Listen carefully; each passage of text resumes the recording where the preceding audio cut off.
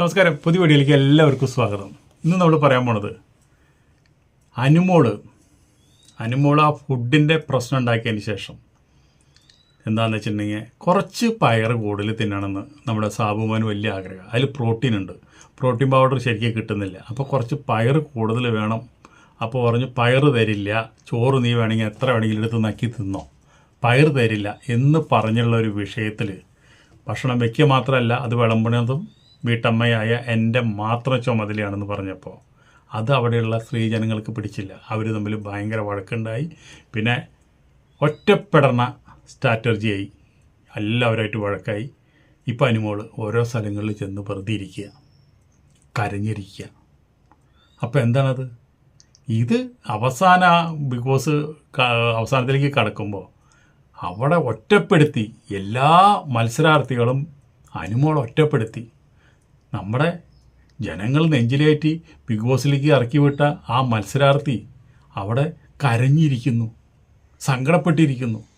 അതും എല്ലാവർക്കും ഭക്ഷണം ഇഷ്ടം പോലെ നല്ല രുചിയിൽ വെച്ചു കൊടുത്തിട്ട് അവരെല്ലാവരും കൂടി കുത്തി നോവിക്കുന്നു അനുമോളെ എന്ന് പറഞ്ഞുകൊണ്ട് വോട്ടിൻ്റെ പെരുമഴയാണ് നമ്മുടെ അനുമോൾക്ക് വീണത്. ഒറ്റപ്പെടൽ സ്ട്രാറ്റജി. ഇങ്ങനെ ഒറ്റപ്പെടൽ സ്ട്രാറ്റജിയും കൊണ്ട് അനുമോൾ ഇങ്ങനെ പോയി കഴിഞ്ഞാൽ അനീഷിന് അത് സഹിക്കുന്നില്ല. അനീഷ് എന്ത് വിചാരിച്ചു? ഇങ്ങനെ പോയി കഴിഞ്ഞാൽ എൻ്റെ കപ്പ് അനുമോൾ തട്ടിയെടുക്കും. അതിനിപ്പോൾ ഞാൻ എന്ത് ചെയ്യണ്ടേ? മൂപ്പരും ബുദ്ധിയുള്ള കുറുക്കനാണ്, മൂപ്പരും ചാണക്യനാണ്. എന്ത് തറവേലയും കളിച്ച് മൂപ്പര് കപ്പ് നേടിയെടുത്തിട്ട് മൂപ്പർക്ക് പോരാൻ പറ്റുള്ളൂ. അല്ലെങ്കിൽ ഇതുവരെ കളിച്ചു കൊണ്ടുവന്നൊക്കെ ഇത്രയും നാൾ വെള്ളം കോരി അതെല്ലാം കൊടട്ടുടച്ച പോലെയാവും. അപ്പോൾ ഒറ്റപ്പെട്ട് ഇരിക്കുന്ന ആൾക്കാരെ ഒരു സമാധാന വാക്ക്, ഒരു സന്തോഷ വാക്ക് ഇത് ചെന്ന് പറയുമ്പോൾ ആ ഒരു സംഗതി പുറത്തു പോകും. അത് പുറത്തു പോയാൽ അനുമോളുടെ മേലെ ആയിരിക്കും അനീഷിൻ്റെ ജനപ്രീതി എന്ന് ഈ കള്ളനറിയാം. അതുകൊണ്ടാണ് അനുമോൾ കിടന്നുറങ്ങുമ്പോൾ പുതപ്പ് കൊണ്ടു കൊടുക്കണം, തലോണ കൊണ്ടു കൊടുക്കണം. അതുപോലെ തന്നെ അവൾ ഇതെല്ലാം സത്യമാണെന്ന് വിചാരിച്ചിട്ട് മുടി മസാജ് ചെയ്ത് കൊടുക്കണം.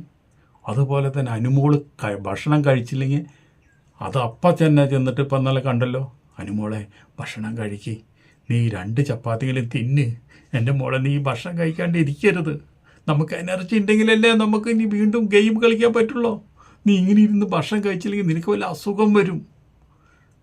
എനിക്ക് വേണ്ട അനീഷേട്ടാ, അല്ല അനുമോൾ കഴിക്കണം. ഞാനവിടെ ഒരു ചപ്പാത്തി ഞാൻ അവിടെ മൂടി വയ്ക്കാം, മോക്ക് എപ്പോഴാണ് വിശക്കണമെന്ന് വെച്ചിട്ടുണ്ടെങ്കിൽ വന്നെടുത്ത് കഴിക്കണം. ശരി ചേട്ടാ. ഇത്രയും നാൾ അനീഷേട്ടാന്ന് കൊഞ്ചി വിളിച്ചിരുന്ന ആ ഒരു മത്സരാർത്ഥി അനുമോള് ഇപ്പം ചേട്ടാന്നാണ് വിളിക്കുന്നത്. നിങ്ങൾ ശ്രദ്ധിച്ചാ? ഭർത്താക്കന്മാരെ വിളിക്കുന്ന പോലെ, കാമുകന്മാരെ വിളിക്കുന്ന പോലെ ഇപ്പം ചേട്ടനാക്കി അനീഷിനെ കട്ടിക്കളഞ്ഞു. അനീഷ് ഇല്ലേ ഇപ്പോൾ. ചേട്ടാ അതവിടെ മൂടി വെച്ചോ, ഞാൻ വന്ന് ഒഴിവ് വിശക്കുന്ന എന്നെങ്കിൽ ഞാൻ വന്ന് മിണിങ്ങോളാം എന്ന് പറഞ്ഞിട്ടാണ് ഇപ്പോൾ സ്ട്രാറ്റജി നടക്കുന്നത്. അതുപോലെ തന്നെ ഒരു ഇത് വന്നു, നൂറ ഒരുപാട് കുറ്റപ്പെടുത്തി, നീ ചെയ്തത് ശരിയായില്ല, നിൻ ചെയ്തത് തെറ്റാണ്, എന്തെങ്കിലും കാര്യം പറഞ്ഞ് ഞാൻ പുട്ട് വയ്ക്കില്ല, ഞാൻ കിച്ചണിൽ നിന്ന് ഇറങ്ങി പോകണം, നിങ്ങൾ പുട്ട് വയ്ക്കാൻ വേറെ ആരെങ്കിലും നോക്കിക്കോ എന്ന് പറഞ്ഞത് തെറ്റാണ്. ഒരു ക്യാപ്റ്റൻ വെച്ചുള്ള വ്യക്തി ആ കിച്ചണിലെ എല്ലാ ഫുഡും വയ്ക്കണം. അപ്പോൾ അനീഷായ കാമുകന് ഇതിൻ്റെ മുകളിൽ അനുമോൾക്ക് വോട്ടിട്ടെന്നറിയാം. അനുമോളെ പുറത്ത് എല്ലാവരും മാറോട് ചേർത്ത് പിടിച്ചിട്ടുണ്ടെന്നറിയാം. കാരണം എന്താണ്? അനുമോൾ സെലിബ്രിറ്റി ആയിട്ടാണ് ഇവിടെ വന്നത്. സെലിബ്രിറ്റികൾ ഇവിടെ വന്നു കഴിഞ്ഞാൽ അവർ 50% നിന്ന് 100% എത്തുന്നുള്ളത് അനീഷിനറിയാം. അപ്പം അത് പൊളിക്കണം. അത് പൊളിക്കാൻ എന്ത് ചെയ്തു അനീഷ്? അത് നൂറോടാണ് ചോദിച്ചത്. എൻ്റെ അനുമോൾ എന്ത് തെറ്റാണ് ചെയ്തത്? നിങ്ങളെല്ലാവരും കൂടി ആക്രമിക്കാൻ എൻ്റെ അനുമോൾ എന്താണ് നിങ്ങളോട് ചെയ്തത്? എൻ്റെ അനുമോൾ ചെയ്ത ഒരു തെറ്റായിട്ട് എനിക്കവിടെ തോന്നിയിട്ടില്ല. അനുമോൾ എന്താ പറഞ്ഞേ? അനുമോൾ ആർക്കെങ്കിലും ഭക്ഷണം കൊടുക്കാണ്ടിരുന്ന? അനുമോൾ എല്ലാം ഒരേപോലെ വിളമ്പിയിട്ട് ഭക്ഷണം കൊടുക്കില്ല ചെയ്തത്? അത് നിങ്ങളല്ലേ പാര വെച്ചത്? അനുമോൾ ചെയ്ത തെറ്റെന്താണെന്ന് നൂറ പറയണം. ഇത്ര എനിക്കുള്ളൂ. അപ്പോൾ അവിടെ അനുമോൾക്ക് വേണ്ടി ജീവൻ കൊടുക്കാനായിട്ട്, അനുമോൾ പറഞ്ഞാൽ കെണിറ്റേ ചാടാനായിട്ട്, അനുമോൾ പറഞ്ഞാൽ വിഷം കഴിക്കാനായിട്ട് ഒരാളുണ്ട് അവിടെ. ആരാണ്? അനീഷ് എന്ന ആനപ്പാപ്പാൻ. അനീഷ് പറയുന്നുണ്ട്, എന്താണ് പറയുന്നത്, അനീഷിൻ്റെ ചരിത്രം പറയുന്നുണ്ട്. ഞാൻ കല്യാണം കഴിച്ചു, എൻ്റെ ഭാര്യയായിട്ട് ഒത്തുപോകാൻ പറ്റിയില്ല, രണ്ടുപേരും രണ്ട് ധ്രുവങ്ങളായിരുന്നു. അതുപോലെ തന്നെ എൻ്റെ ഭാര്യയുടെ സ്വഭാവം വേറെ, എൻ്റെ സ്വഭാവം വേറെ. അപ്പോൾ അത് ഒത്തുപോകാൻ പറ്റാണ്ടായപ്പോൾ ഞാൻ ഡൈവോഴ്സായി. അന്നു മുതൽ ഞാൻ സ്ത്രീകളോട് ഒരടുപ്പവും കാണിച്ചിട്ടില്ല. സ്ത്രീകൾ നടക്കണ വഴി കൂടെ ഞാൻ നടന്നിട്ടില്ല. അവരെ കാൽപാദം നിലത്ത് തൊട്ട് കഴിഞ്ഞാൽ ആ മണ്ണിൽ ചവിട്ടാണ്ട് ഞാൻ നടന്നു.